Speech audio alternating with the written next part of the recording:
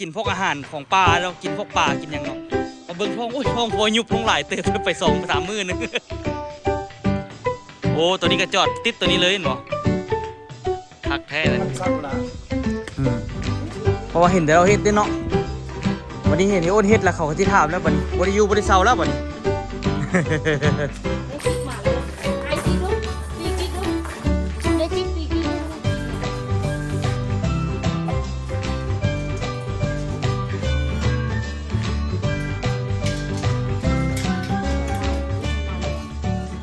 สบายดีทุกคนสบายดีตอนสวยเนาะพอดีกลับมาจากป่าละทุกคนเนาะมาพี่แล้วก็เอาเครื่องสั้นบางเครื่องมาให้แม่กุ๊กกิ๊กเนาะที่จริงมาแต่เมื่อวานนี้ตอนแรงแล้วก็มื้อนี้เมื่อยทุกคนเลยนอน นอนยังคักเลยป้าถูกกิจกรรมอยู่ป่ามันขนาดทุกคนเนาะแต่ว่าไอ้อ้นมาเพื่อ บ่ฮู้เลยว่าเรามาตอนใดให้เรามาเฮ็ดตัดหลังคาเนาะอันนี้เบิ่งพ่อนะพอไทเกอร์เฮ็ดเรียบร้อยแล้วนี่เคยเฮ็ดเรียบร้อยละปาดทีโดจะมันคักอะลีเนาะงัดคนเดียวเลยเนาะโหดเท่ไปแต่คันจอดแล้วนี่ก็ไวเนาะเฮ้ยตายสิได้ไปหาเฮียนจอดใหม่ก่อนคักเว้ยจอดเป็นนี่ก็ได้แต่ว่ากับโบนะครับอีกก็ยังงงอยู่บนสีพาดมันนี่ยังไหนวะฮู้เราบัดนี้เฮ็ดเพื่อหับน้ำหนักตัวนี้หาตัวนี้เนาะเพราะว่ามันเป็นมุมนะนี่เด้เฮ็ดตามมุมเนาะคาจิวาเนาะมุมมันเป็นอันนี้มีแต่ยกอันนี้ขึ้นนิดนึงนี่เป็นยกอันนี้ขึ้นนิดนึงแล้วก็ตั้งขึ้นนิดนึงเนาะตัดแล้ววะตัดเสาละตัดเสาอ่ะเนี่ยยังวายอยู่แทกแล้วพอดีเนาะโถของแท้เนาะวางเราเป๊ะพอดีกันมดเลยเนาะปั๊บเลยเว้ยแทกระดับเป็นเฮ็ดเป็นนี่ก็ง่ายอยู่แต่ว่าบอดี้มีแต่ทำนี่เด้ทุกคนเนาะทางนั้นก็เฮ็ดคือกันป๊าดทีเดียว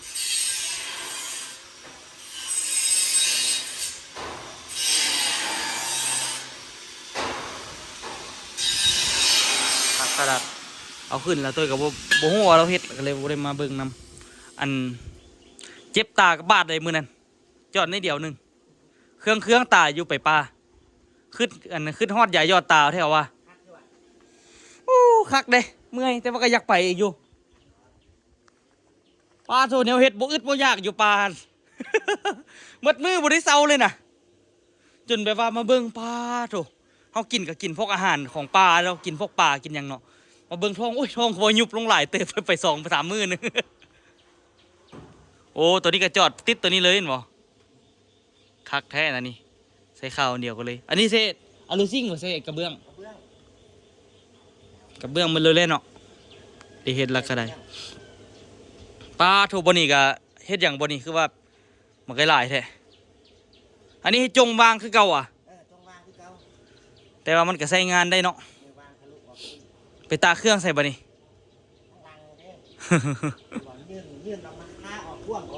ไปตากข้างหน้าพุ่นเราก็แล้วตัว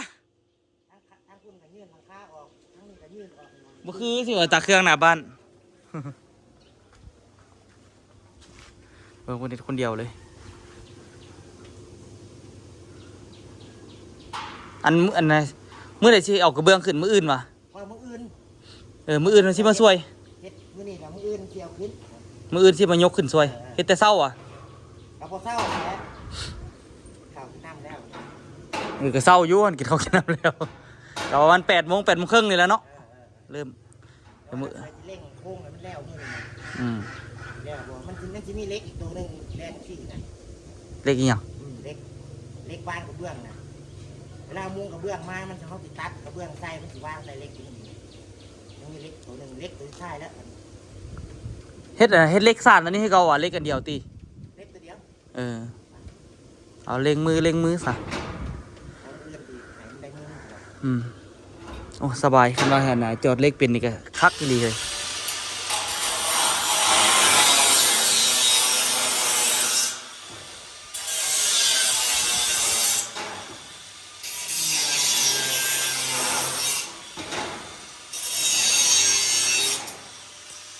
เรียบร้อยเนาะ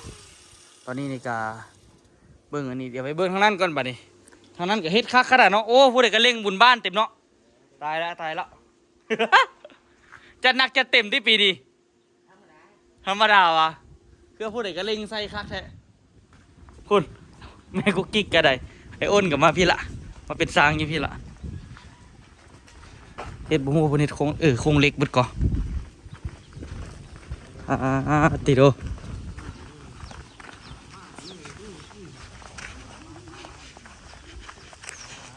ทางนี้กับธรรมดาเนาะพี่ลึกเว้ยอันเล่งบุญบ้านตีนี่ก็ได้เฮ็ดแบบนี้เฮ็ดแบบนี้ก็อยากเลืออยากว่าเกือบจบแล้วป่ะนี่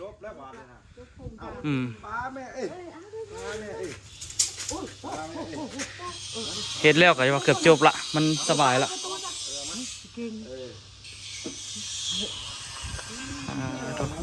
โอ้นี่ออกจากป่ามาเฮ็ดหลังคาก่อนเนาะ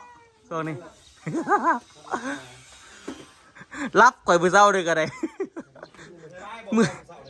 เอานี้ไปฮะได้ยังโอ้ยไปพี่ได้ไปใช้เบ็ดปลาก็เป็นซิดเบ็ดปลากั้งลิ้นเลยซิดไปเฮ็ดเนื้อได้ปลาสะโดดตัวนึงปลาเครื่องตัวนึงผิดพลาดปลาดุกหน่อยพดปลาดุกเอาไปได้10 ตัวนึงอยู่อ่างขนาดปลาปลาไก่ไหลเอามันบ่ได้มันรีเขาฟุ้มหมด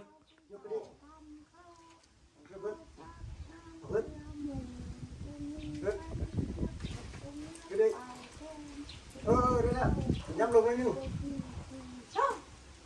ได้ละไม่เลย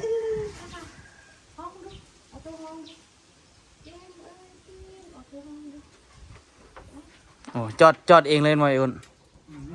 ไปมืดหลังคาจบงานนี้เดี๋ยวไปต่อได้ในค่อยยำงานเข้าเนาะ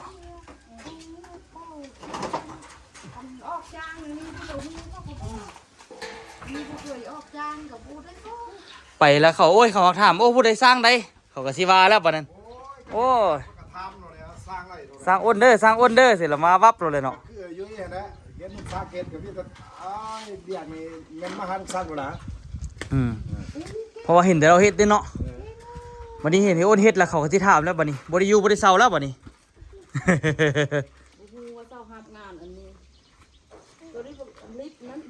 เอาหน่อยไปถามให้ซั่นเมียเจ้าโทรมาฮะโอ้ได้เรียกกันเสาน้อยป่ะปลาสิได้ให้เสาน้อยแก้หลายเติบแล้วสัน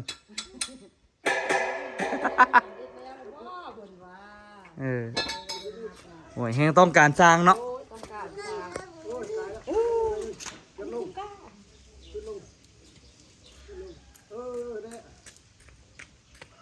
เอาเดี๋ยวออกมาตอนนี้คือมีแฮงเนาะตัวเนาะ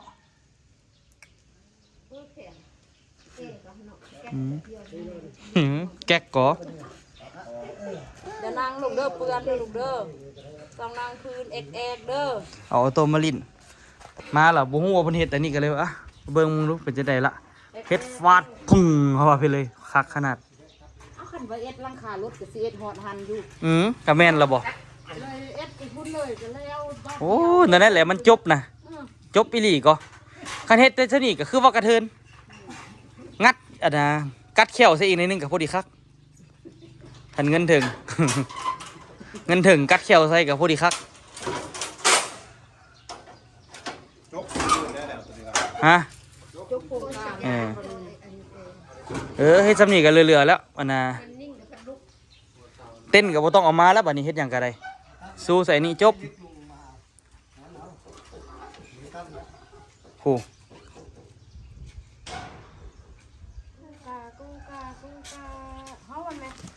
ประตูกับมะลินบอกประตูกับมะลินอีกห้องเป็นเตาเอ้ยเตาได้ซะห้องเตาลองดูเอ็นน้องแห้งไล่น้องอย่างเซียวก็นี่เกิดพ่อมันก็นี่เชี่ยวเดียวพอดีนะพอดีออโต้เกิดกลับมาเฮือนซอกแม่มันบ่เห็นแม่ตัวนี้แม่หมาตัวนี้ซอกนี่ก็ซอกบ่เห็น2 มื้อเกิดคือกันเห็นมันแล่นออกมาในหันโอ้เกิดพ่อบอกออโต้พอดีเซียวกันเลยเซียวแท้เซียววาก็ดิเซียวบ่เกิดตายละปีโป้กันนะเกิดบ่เกิดออโต้เกิดอันนี้ก็เกิดที่กันได้สัน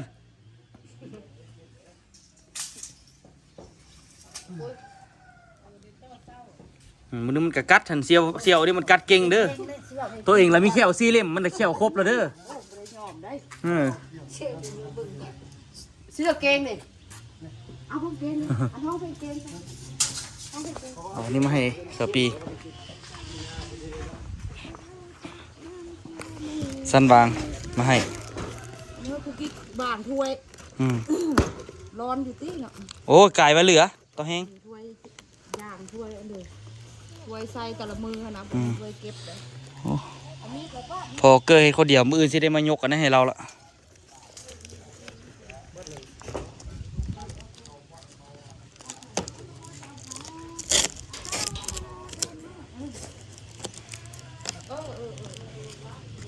อ่ะ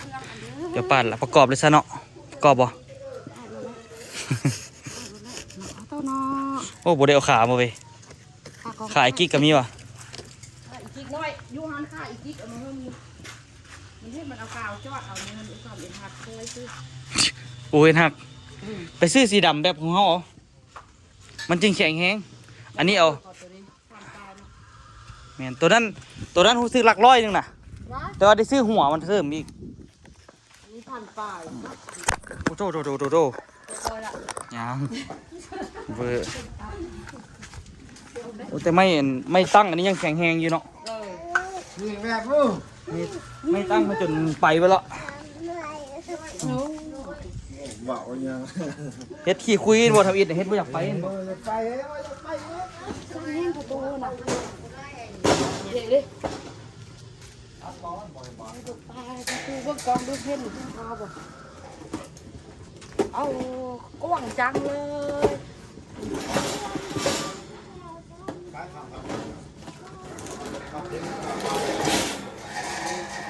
มัดเด็กซื้อหรอ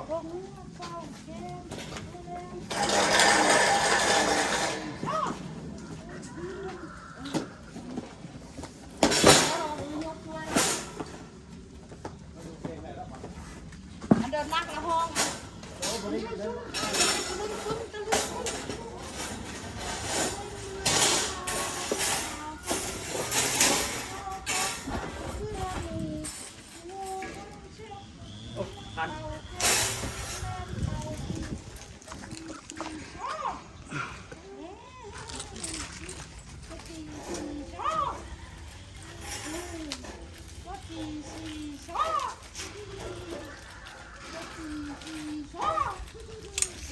ก็บิดน้อยพอ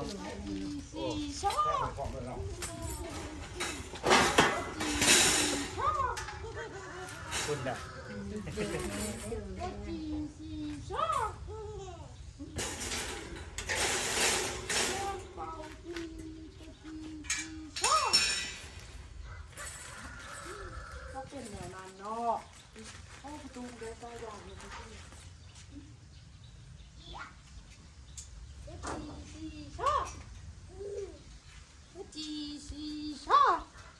กิ๊กเอ้ยหอมกับกิ๊กดู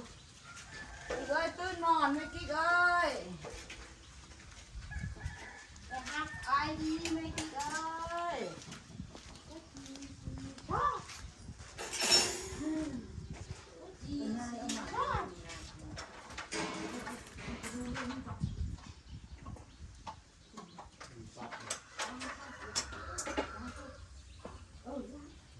สั่งมายาม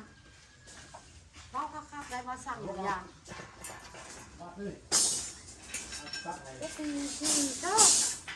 สิลงว่ะ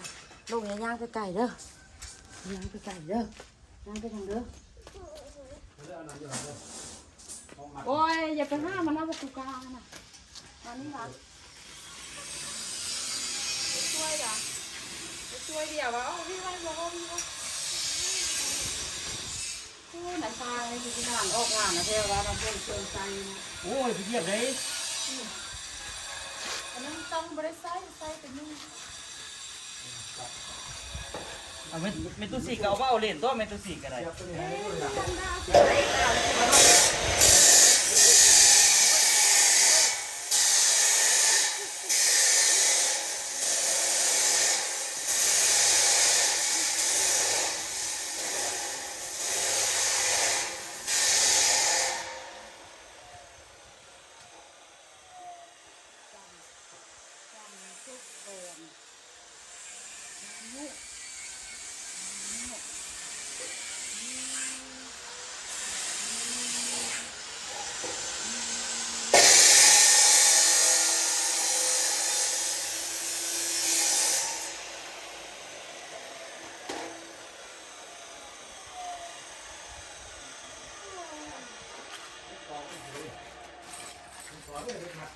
เป็นคนได้กินเอ็ดป้า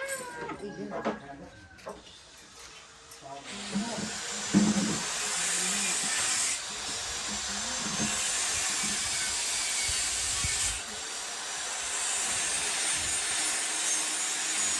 โรงเรียนหรอ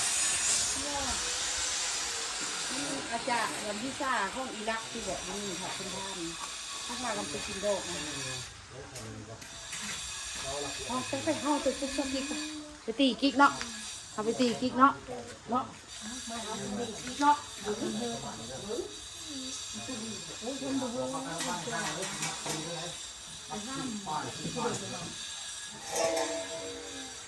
คนจอมันไปห้ามไปแอดไปเรื่อย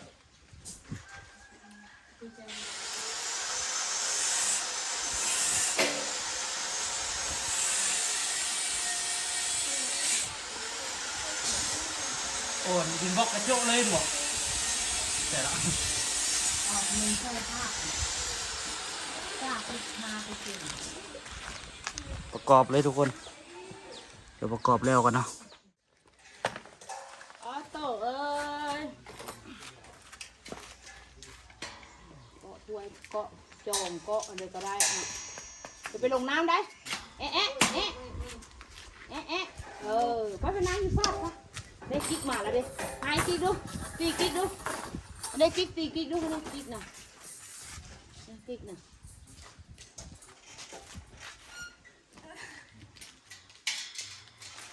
ทุกคนเมานอน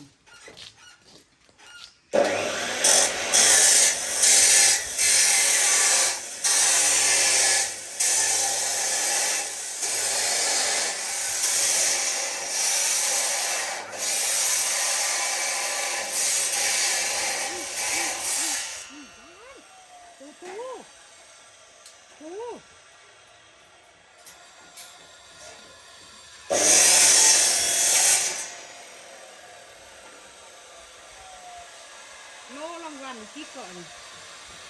ตัวไหน นี่ก็บอกโลล้างถ้วย ตื่นต่อมาเราเห็นแล้วหรอ ตื่นมาอะไรเห็นเลยพอไปเดี๋ยวมันสิพาดอีกแล้วนี่ตู้นั้นสิพาดอีกแล้วนะ ให้ปีกให้รางวัลมันเองร้านถ้วยดีเด่น จ้าตอนนั้นเล่นดาบจ้า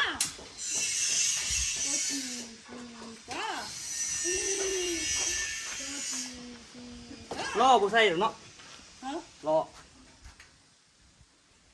ตั้งเลยเนาะบัดที่ใส่ยิ่งกันนะ ไปสิใช่ไปจังใช่เหรอ ใส่เอา สิไล่แต่ละ ที่ไหลให้เขาแล้วมันก็มีตัวล็อกอยู่ ไปเลยเข้าไปนี่เราอยากดูว่าจะลูกปูกันใส่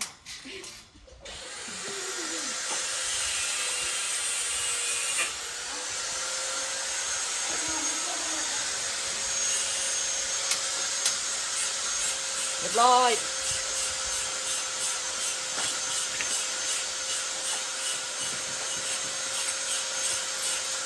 เป็นเมทัลสีก็เฮ็ดได้เป็นนี่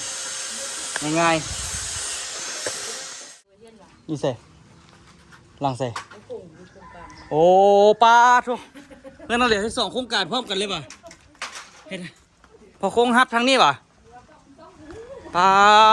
ติโดทางนี้ก็อีกโครงการหนึ่งอีกคักแท้บัดนี้โอ้พอโค้งละฮับอันนี้เนาะพอโค้งทางนี้ได้โครงการมัดเล็ก การมาเด็กเก็บเสาแล้วกลัวก่อนได้หนึ่งก่อน ปลาตัวเอาโครงการนี้2คนพุ่นน่ะใครเนี่ยขันอันนั่งแล้วนี่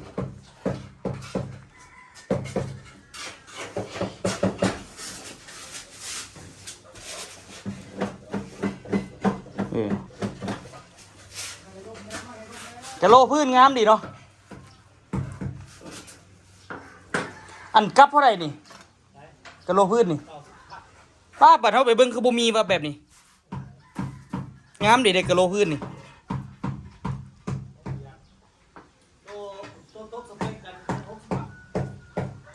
เฮาซื้อตัวตกสเปคที่บอก มันก็ลงมาค่าละราคาแพงอะไรเนี่ย เนาะก็คงผู้ใดก็เบิ่งได้ตอนนั้นนะผู้ใดก็เบิ่งได้ตอนสรุปเนาะเบิ่งตอนเฮ็ดเวียกเนี่ยเนาะมาสิท่วงก็ท่วงแต่ตอนสรุปบ่ท่วงบ่เบิ่งตอนเฮ็ดเวียกนี่ งาเขาแล้ว ไหนเบาลิ้นซื่อ จริงเรามือเขาเลยยากนะ กินกับตัวของเขาเดี๋ยวเขามากินยาก แม่นแล้วดอกโอ้อันนั้นก็ติดแล้วเรียบร้อยแม่นบ่สะโคก พิซซ่าคนเราตัวใส่บ้านจะมีนะดีเขาก็ว่าดีเขาก็ว่าง านไปเขาได้แล้วดิ สนใจปิดใจก็ประมาณโบราณมันไปแล้วก็เอาฟ้าให้มันดู มันน่ะคือว่าแล้วเราคนรอพิษเสมอเนาะเอาโบกหาก็แล้วตัวนี้เนาะ แล้วมันเศร้าไง ก็ยังว่าก็หาก็เปียกๆ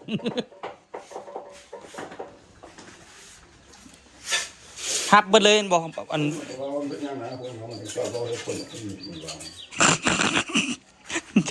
ถือกันถือใจดำ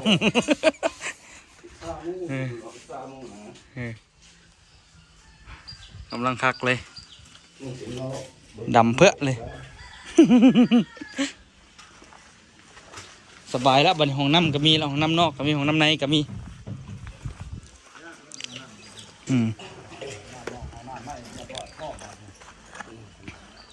พร้อมรับแขกเนาะคือผู้ซื้ออุปกรณ์ล้างถ้วยกิ๊กคักๆเนี่ย สิเฮ็ดอันนั้นเคาน์เตอร์อย่างนี้อันนี้เกียมสิเฮ็ดเคาน์เตอร์เราบอกเลยเซาเลยนะเฮ็ดเซาหอมดีๆแต่เฮ็ดเคาน์เตอร์ใส่คักๆให้กิ๊กบาทเลยนะว่าจะมันขี้ขาดล่างคนนี้บาทคักโดนบาทแต่ว่าเขาหน้ามีสิโตออกมาอีกได้ขนาดโตออกมาเฮ็ดบอลนั่นน่ะใบตู้ซักผ้าอีกบาทเนี่ย อ๋อสิซักกี่พี่อ่ะปะนี่ ซักกี่ปีแล้วบาทเลยนะ มันตากได้สิน ตากระต่ายแค่พี่เอาแล้วบาทเนี่ย โบเทพื้นมันตากคักๆว่ะ โอ้ที่คักๆแล้ว เอาคักๆก็แล้วเนาะ เบิดแล้วถ้าเราพอมาแทงหนังมันจะตั้งอยู่ฮะเดี๋ยวดิ โอ้เงินใดกับโครงการเปิดไปเงินนั้นกับโครงการ ไอ้พวกแห้งยกเคลื่อนแห้งคักไปเฮ็ดก็เลยแห้งคักแล้ว พี่เส โอ้เขาอยู่เคลื่อนโอ้คัก ยกมือใด ยุกอยู่ฮะเด้เขายังยุกอยู่ฮะนะ มือนี่นะ วิธีการยุกเคลื่อนเขาเนี่ยเขายุกเคลื่อนนั่งหนีบ่อยๆมีแห้งคักเลยนะ หลังใด เด้เคลื่อนอีปอมเลย โอ้ขอสิง่ายว่ะขอสิง่ายมือใด ง่ายมืออื่นนี่แหละเบิ่งนี่นะเนาะโอ้บ่ทันได้ง่ายมืออื่นเพราะว่าเขาสิตั้งเสาตั้งยังก่อน โอ้มันเป็นอย่างเขาคือง่ายว่ะเนาะ เขายังมาอยู่ทางนี้เด้ เขาสิง่ายไปตั้งเปิ้ลบนไหน พี่มาใบเบื้องนี่พี่ โอ้เบื้องต้นมาพุกพี่นะ อันนี้ได้ขมานกันขั้วแล้วก็สิยกเคลื่อนใหญ่มาใหญ่มาเลยแล้วบาด โอ้เฮือนเขากับโบทิมเนาะเขาง่ายอันเก่าเนาะ จะก็หูนี่ เรื่องเดียวโต กูได้ลูกเหมือนเบิ่งกันพอตู้โอนกันเลี้ยวบางหนึ่งลังราวบ่อยมากเลยแล้วพวกบ่อยคือรู้แล้วถูกอีโปม วิซาจอดได้เรื่องแล้วก็โอเคละบอยอ้นเนาะมีวีซ่าจอดกับผมบอกเว้ย สั่นว่าจะเงียบโอ้พายเอาเลยเนาะ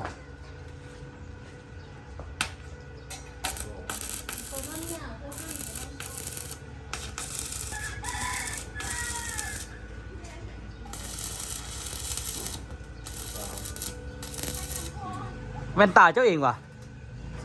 ฮะ ผมไปมาเตะทุกอย่างภาพตัวนั้นเนาะ คักแน่เนาะ แล้วมันกันควนเลยดิ กันควันดีกว่า มันควรไปเขาดำน้ำก็ยังได้น้ำตา ในเรื่องอยู่นะนี่ เฮ็ดแต่ไข่แต่มีนี่เนาะกรีดยางกับบริกรีดได้ซองนี่เป็นซองอันนะปิดหนายางอยากยุ่งอยู่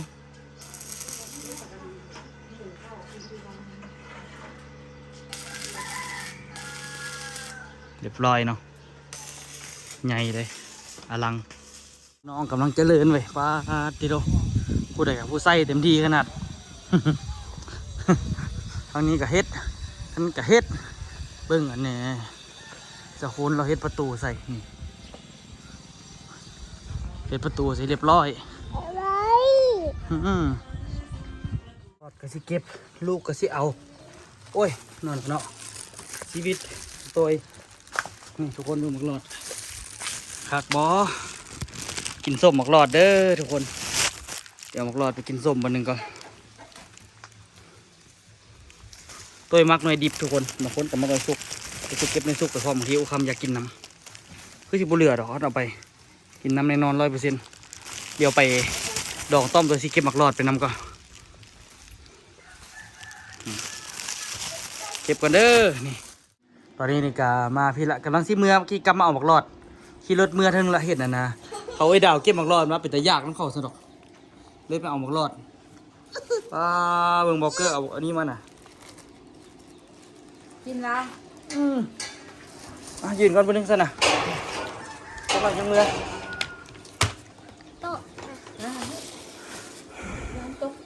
นั่งลงนั่งลง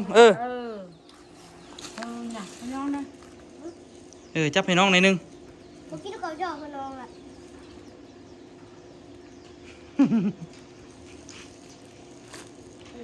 เฮ็ดอันนี้แล้วไปเปิดนายยางติบ่ทันเทพื้นติเฮ็ดแล้วมืดก่อนเลยเทพื้นเทเองก่อนโอ้สิทันได้กรีดอยู่ว่ะเทพื้นแล้วโอ้อย่างที่ได้จะต้องอันนี้ก็มันได้ฮอดเดือนกันบ่5 กับ 10ก็คือผู้ใส่นี่น้ำจีแซ่บมากว่ะกินปลาเต้สดๆ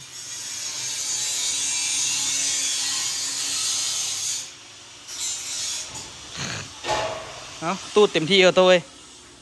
รอตูดพวกนั้นรอตูดพวกนี้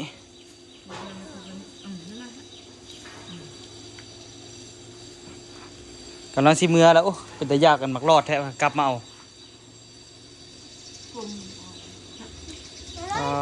โถเกลือบุใส่ซอสกับบุแซ่บแล้ว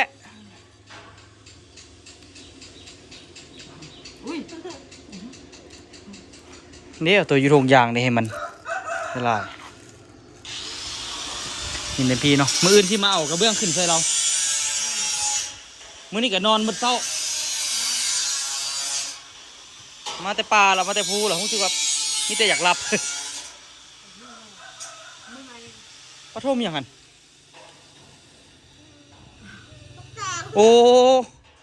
ยังหมดขึ้นมาเทียนขึ้นแต่เทียนนี่โอ้คักเนาะเกินเนาะกินเลยไหม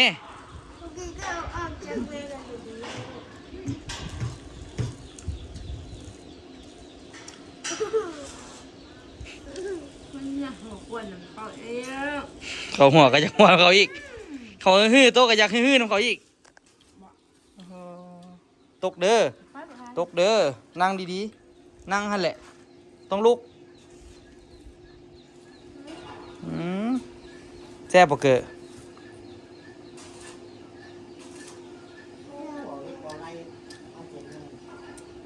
เจ้าหน่อยก็เฮาก็สิกลับเฮือนแล้วเนาะพาออโต้มาเที่ยวสมควรละแม่มันก็สบายใจเลยแม่มันก็ได้บ่ได้เอาลูกนั่งวอนเลยเนาะเอาลูกมาไว้พี่จบเลยเนาะเดี๋ยวสิกลับเฮือนละเฮือนไหนก็เฮือนโครงการเนาะโครงการหลายขนาดไปอันนี้ทันอยู่อ่ะทันเทพื้นทันบุญบ้านอยู่อ่ะตานว่าสิมาวันที่เท่าไหร่ที่3ป่ะปัดพ่อจอยสิลุกมาเตเวียงวันที่2บอกว่าให้เขากลับวันที่1ขันอยากมาพร้อมพ่อจอยหันไปซื้ออย่างมันจะง่ายใส่ละกระบะละก็ง่ายมันโทรมามื้อเช้านี่เลยบอกว่านะอันนั้นสิโทรหาพ่อจอยเบิ่งเพราะพ่อจอยเราปกติเรามาวันที่1เด้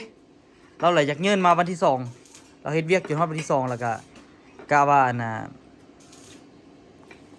กลับกันน่าจะได้กลับพร้อมกันสิได้ขึ้นไปเวียงนำเด้ไปอยู่ว่ะ แต่คุณไปอยู่ว่าหรือบ่ทัน ไปยองอ่ะ แม่น กรรมการมาการไปเขาถึงกับ ปักตานก็พอดีมาอ่ะจังว่ากันแต่ทุกคนเนาะเดี๋ยวก็สิกลับละโถเต็มแก้มเลยเอาไว้เจอกันคลิปหน้าเด้อทุกคนเด้อนี่อันนี้ก็สิแล้วมื้ออื่นอาจจะมาเฮ็ดหลังคาซอยอยู่เนาะให้เราจอดเปียกนี่ให้มันแล้วก่อน